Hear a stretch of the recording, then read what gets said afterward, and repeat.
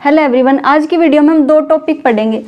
एक तो ये कि जब हम किसी सॉलिड को एक स्टेट से दूसरी स्टेट में कन्वर्ट कर देते हैं तो उसकी वॉल्यूम पर क्या इफेक्ट होता है, और दूसरा टॉपिक ये रहेगा कि फ्रस्टम ऑफ कोन क्या होता है।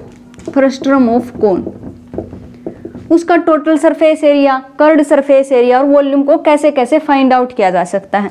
तो सबसे पहले हम बात करेंगे कि जब एक सॉलिड को एक स्टेट से दूसरी स्टेट में कन्वर्ट किया जाता है तो उसकी वॉल्यूम पर कोई इफेक्ट नहीं आता।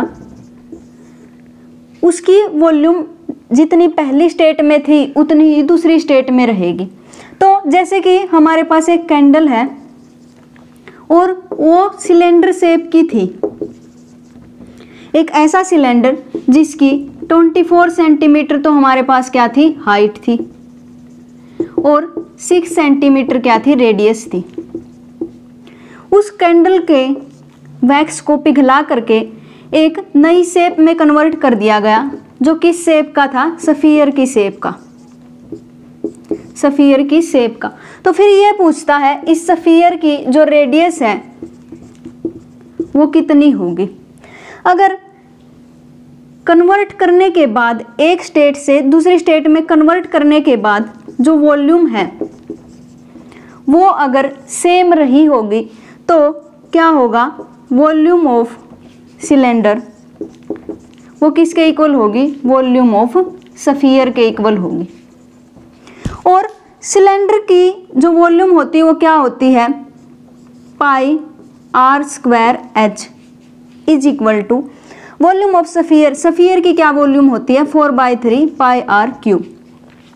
और यहाँ से पाई डिलीट कर सकते हैं, आर स्क्वायर से यहाँ पर आर स्क्वायर, और यहाँ पर क्या बच जाएगा, एक आर बच जाएगा। और हमें क्या चाहिए, हमें तो आर की ही वैल्यू चाहिए। तो इसकी हाइट हमारे पास कितनी दी गई है, 24 सेंटीमीटर। तो यहाँ पर हम 24 लिख सकते हैं, 4/3 इंटू आर।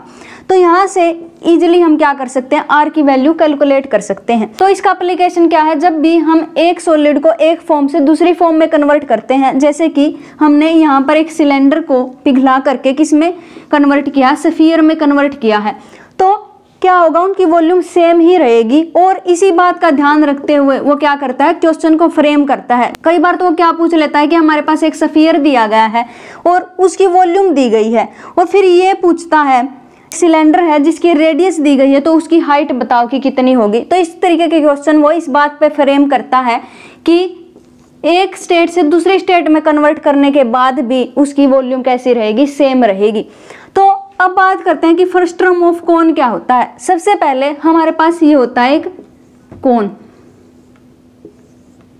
और मैं क्या करूं, इसके बेस के पैरेलल एक प्लेन यहां पर रख देती हूं, इसके बेस के पैरेलल एक प्लेन यहां पर रख देती हूं, और फिर क्या करती हूं, यहां पर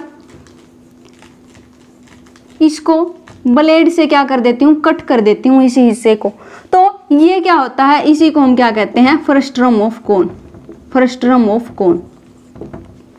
और मैं मान लेती हूँ कि यहाँ पर रेडियस कितनी है, R1, यहाँ पर रेडियस कितनी है, R2, और ये हमारे पास क्या होती है, स्लांट हाइट, और ये होती है हाइट ऑफ द कोन।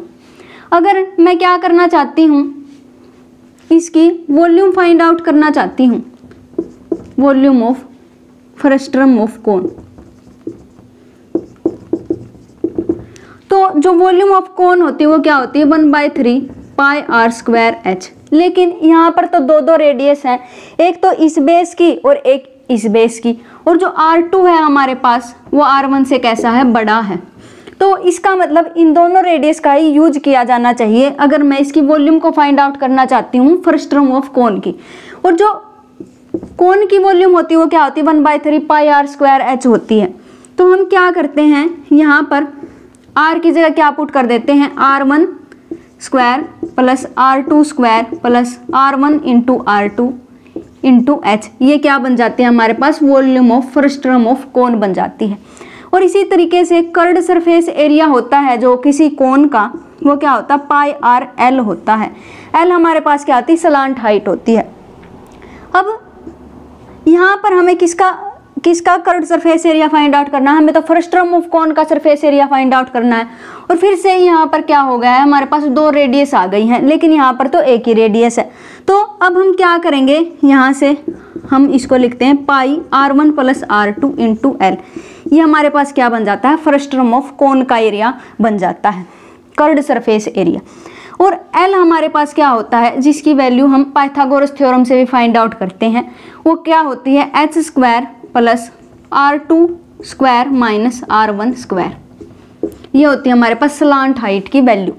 और अगर मैं इसके टोटल सरफेस एरिया की बात करूं तो टोटल सरफेस एरिया क्या होता है इसका, कोन का πrl + πr²। ये होता है कोन का टोटल सरफेस एरिया। लेकिन हमें तो किसका फाइंड आउट करना, फ्रस्टम ऑफ कोन का फाइंड आउट करना है, जहां पर 2 रेडियस है हमारे पास। तो फिर से हम क्या करते हैं, यहाँ पर πr1 + r2 × l + πr1², ये वाला बेस प्लस जो ये बॉटम वाला बेस है उसका क्या कर देते हैं, एरिया को ऐड कर देते हैं, क्योंकि ये दोनों कैसे हैं, सर्किल्स हैं। तो ये बन जाता है हमारे पास total surface area of the frustum of the cone. तो यही थी हमारी आज की वीडियो, जिसमें हमने ये पढ़ा कि जब एक सॉलिड को एक स्टेट से दूसरी स्टेट में कन्वर्ट किया जाता है तो क्या होता है, उसकी वॉल्यूम हमेशा कैसी रहती है, सेम रहती है। और यहाँ पर हमने पढ़ा कि फ्रस्टम ऑफ कोन की वॉल्यूम, टोटल सरफेस एरिया और कर्व्ड सरफेस एरिया को कैसे कैसे फाइंड आउट किया जा सकता है। तो मिलते हैं नेक्स्ट वीडियो में, जिसमें हम ये पढ़ने वाले हैं कि मीन को कैसे कैसे फाइंड आउट किया जा सकता है। तब तक के लिए stay connected, have a nice day, thank you.